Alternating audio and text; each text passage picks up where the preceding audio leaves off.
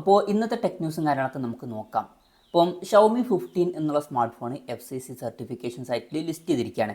അപ്പോൾ ഗ്ലോബൽ മാർക്കറ്റിൽ അടുത്ത് തന്നെ ഈ സ്മാർട്ട് ഫോൺ ലോഞ്ച് ചെയ്തേക്കാം. അപ്പോൾ ഫീച്ചേഴ്സിൻ്റെ കാര്യം പറയുകയാണെന്നുണ്ടെങ്കിൽ ഈ ഒരു ഫോണിൽ 6.36 ഇഞ്ചിൻ്റെ 1.5K AMOLED ഡിസ്പ്ലേയും കാര്യങ്ങളൊക്കെ വരുന്നതായിരിക്കും. 120 ഹെർട്സിൻ്റെ റിഫ്രഷ് റേറ്റ് സപ്പോർട്ട് ചെയ്യും.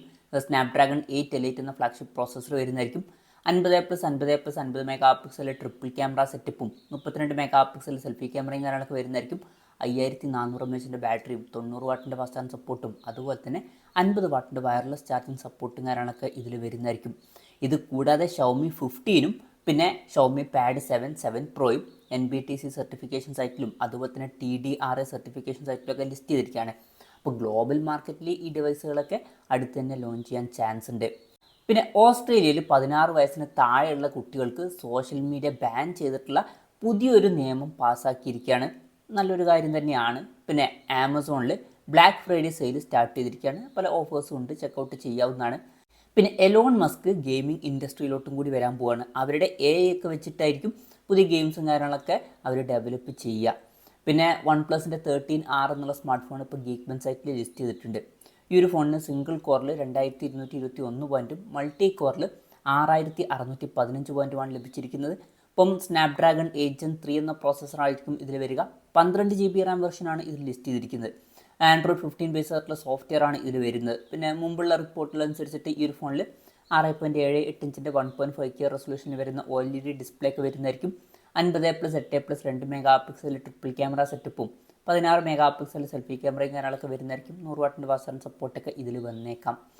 പിന്നെ പോക്കോയുടെ F7 Ultra എന്നുള്ള സ്മാർട്ട് ഫോൺ ഇപ്പം FCC സർട്ടിഫിക്കേഷൻ സൈറ്റിൽ ലിസ്റ്റ് ചെയ്തിട്ടുണ്ട്. ഇപ്പം ഈ ഒരു ഫോണിൻ്റെ ബേസ് വേരിയൻറ്റിൽ 12 GB റാമും 256 GB ഇൻറ്റേർണലും വന്നേക്കാം. 12 GB റാമും 512 GB ഇൻറ്റേർണലുമായിട്ട് വരുന്ന വെർഷനും 16 GB റാമും 512 GB ഇൻറ്റേർണലുമായിട്ട് വരുന്ന ഒരു വെർഷനും വരുന്നതായിരിക്കും. പിന്നെ ഈ ഒരു ഫോൺ റെഡ്മി K80 Proയുടെ ഒരു റീബ്രാൻഡഡ് വെർഷൻ ആയിരിക്കാനാണ് സാധ്യത. അപ്പം ഇതിൽ സ്നാപ്ഡ്രാഗൺ 8 Elite എന്ന ഫ്ലാഗ്ഷിപ്പ് പ്രോസസ്സർ വരുന്നതായിരിക്കും. 6.6 ഇഞ്ചിൻ്റെ 2K റെസൊല്യൂഷനിൽ വരുന്ന OLED ഡിസ്പ്ലേ ഇതിൽ വരും. പിന്നെ 6000 mAh ബാറ്ററിയും 120 വാട്ടിൻ്റെ ഫാസ്റ്റ് ചാർജ് സപ്പോർട്ടും കാര്യങ്ങളൊക്കെ ഇതിൽ വന്നേക്കാം. പിന്നെ സാംസങ് S25 അതുപോലെ തന്നെ S25 Plus എന്നീ ഫോണുകളുടെ സിം ട്രേയുടെ ഒരു ഇമേജും കാര്യങ്ങളൊക്കെ പുറത്ത് വന്നിരിക്കുകയാണ്.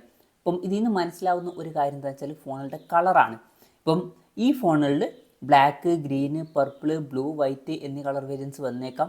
അപ്പം സിം ട്രേയുടെ പുറത്തായിട്ട് ഈ കളേഴ്സാണ് കാണിക്കുന്നത്. പിന്നെ സാംസങ് S25 സ്ലിം എന്നുള്ള സ്മാർട്ട് ഫോൺ ചില സർട്ടിഫിക്കേഷൻ സൈറ്റുകളിൽ ലിസ്റ്റ് ചെയ്തിട്ടുണ്ട്. ഗ്ലോബൽ സർട്ടിഫിക്കേഷൻ സൈറ്റുകളിലാണ് ലിസ്റ്റ് ചെയ്തിരിക്കുന്നത്. അപ്പോൾ ഗ്ലോബൽ മാർക്കറ്റിലേക്ക് ഈ ഫോൺ ലോഞ്ച് ചെയ്തേക്കാം. ഇന്ത്യൻ മാർക്കറ്റിൽ ലോഞ്ച് ചെയ്യുമോ എന്നുള്ള കാര്യങ്ങളൊന്നും കൺഫേം ആയിട്ടില്ല. പിന്നെ ഐക്കൂടെ iQOO 13 എന്നുള്ള സ്മാർട്ട് ഫോൺ ഇന്ത്യൻ മാർക്കറ്റിൽ ഡിസംബർ 3 ലോഞ്ച് ചെയ്യാൻ പോകുന്നുണ്ട്. അപ്പോൾ വിലയെ പറ്റിയിട്ടുള്ള ചില ന്യൂസുകൾ പുറത്തു വന്നിട്ടുണ്ട്. 12 GB റാം 256 GB ഇൻറ്റേർണൽ വെർഷൻ്റെ വില 55,000 രൂപയായിരിക്കുമെന്നാണ് റിപ്പോർട്ടുകളിൽ പറയുന്നത്. ആ ഒരു പ്രൈസിംഗ് ആണെന്നുണ്ടെങ്കിൽ അത്യാവശ്യം നല്ലൊരു പ്രൈസിംഗ് ആണ് എന്നൊക്കെ തന്നെ പറയാവുന്നതാണ്. ഇപ്പം സ്നാപ്ഡ്രാഗൺ 8 Elite എന്ന ഫ്ലാഗ്ഷിപ്പ് പ്രോസസ്സറൊക്കെ ഇതിൽ വരുന്നതായിരിക്കും. അതുപോലെ തന്നെ LTPO AMOLED ഡിസ്പ്ലേ വരും. 144 ഹെർട്സിൻ്റെ റിഫ്രഷ് റേറ്റ് സപ്പോർട്ട് ചെയ്യും. 50+50+50 mega pixel triple camera setup ഒക്കെ വരുന്നതായിരിക്കും. 32 മെഗാ പിക്സൽ സെൽഫി ക്യാമറ വരും. 6000 mAh ബാറ്ററിയും 120 വാട്ടിൻ്റെ ഫാസ്റ്റ് ചാർജ് സപ്പോർട്ടും കാര്യങ്ങളൊക്കെ ഇതിൽ വരുന്നതായിരിക്കും. പിന്നെ iQOOയുടെ കാര്യം പറയുകയാണെന്നുണ്ടെങ്കിൽ പൊതുവെ iQOO എന്ന് പറയുന്നത് ഓൺലൈൻ ഫോക്കസ് ചെയ്തിട്ടുള്ള ഒരു ഫോണാണ്. ആമസോണിലാണ് മെയിനായിട്ട് അവരുടെ സെയിൽ നടക്കാറ്. പക്ഷേ ഡിസംബർ മുതൽ iQOO ഓഫ്ലൈൻ മാർക്കറ്റിലോട്ടും കൂടി വരുന്നു എന്നാണ് റിപ്പോർട്ടുകൾ പറയുന്നത്. അപ്പം അത് ഇൻട്രസ്റ്റിംഗ് ആയിട്ടുള്ളൊരു കാര്യമാണ്. അപ്പം ഇനി പുറത്ത് ഷോപ്പുകളിലും iQOOയുടെ ചില ഫോണുകളും കാര്യങ്ങളൊക്കെ നമുക്ക് ലഭിച്ചേക്കാം. പിന്നെ iQOOയുടെ കാര്യത്തിൽ iQOO Neo 10 അതുപോലെ തന്നെ iQOO Neo 10 Pro എന്നീ ഫോണുകൾ ചൈനീസ് മാർക്കറ്റിൽ ലോഞ്ച് ചെയ്തിട്ടുണ്ട്.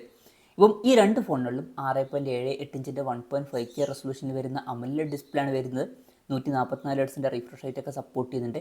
16 മെഗാ പിക്സൽ സെൽഫി ക്യാമറ എടുത്തിട്ടുണ്ട്. 6100 mAh ബാറ്ററിയും 120 വാട്ടിൻ്റെ ഫാസ്റ്റ് ചാർജ് സപ്പോർട്ടും കാര്യങ്ങളൊക്കെ വരുന്നുണ്ട്. ഇതിൽ iQOO Neo 10 Proയിൽ MediaTek Dimensity 9400 എന്നുള്ള പ്രോസസ്സറാണ് വരുന്നത്. അതുപോലെ തന്നെ 50+50 മെഗാ പിക്സൽ ഡ്യുവൽ ക്യാമറ സെറ്റപ്പും കൊടുത്തിട്ടുണ്ട്.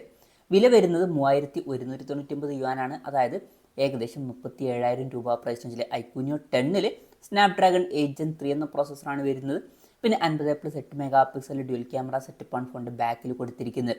ഈ ഫോണിൻ്റെ വില വരുന്നത് 2399 യുവാനാണ്. അതായത് ഏകദേശം 28,000 രൂപ പ്രൈസ് റേഞ്ചിൽ. പിന്നെ റിയൽമിയുടെ V60 Pro എന്നുള്ള സ്മാർട്ട് ഫോൺ ചൈനീസ് മാർക്കറ്റിൽ ലോഞ്ച് ചെയ്തിട്ടുണ്ട്. ഇതിൽ 6.6 ഇഞ്ചിൻ്റെ HD+LCD ഡിസ്പ്ലേ ആണ് വരുന്നത്. പഞ്ചോൾ ഡിസൈനാണ് കൊടുത്തിരിക്കുന്നത്. 120 ഹെർട്സിൻ്റെ റിഫ്രഷ് റേറ്റ് സപ്പോർട്ട് ചെയ്യുന്നുണ്ട്. മീഡിയാടെക് ഡിമെൻസിറ്റി 6300 എന്ന പ്രോസസ്സറാണ് വരുന്നത്. 50 മെഗാ പിക്സൽ ഡ്യുവൽ ക്യാമറ സെറ്റപ്പും 8 മെഗാ പിക്സൽ സെൽഫി ക്യാമറയും വരുന്നുണ്ട്. 5600 mAh ബാറ്ററിയും 45 വാട്ടിൻ്റെ ഫാസ്റ്റ് സപ്പോർട്ടും കൊടുത്തിട്ടുണ്ട്. വില വരുന്നത് 1599 യുവാനാണ്, അതായത് 18,600 രൂപ പ്രൈസ് റേഞ്ചിൽ. ആ ഒരു പ്രൈസ് റേഞ്ചിൽ ഇത് അത്ര മികച്ച ഫീച്ചേഴ്സായിട്ട് എനിക്ക് പേഴ്സണലി തോന്നിയിട്ടില്ല. അപ്പം അതാണ് എൻ്റെ ഒരു അഭിപ്രായം. നിങ്ങളുടെ അഭിപ്രായം കൂടി ജസ്റ്റ് ഒന്ന് കമൻറ്റ് ചെയ്യുക. അപ്പം ഇതൊക്കെയാണ് ഇന്നത്തെ ടെക് ന്യൂസിൽ നോക്കാനുള്ള കാര്യങ്ങൾ.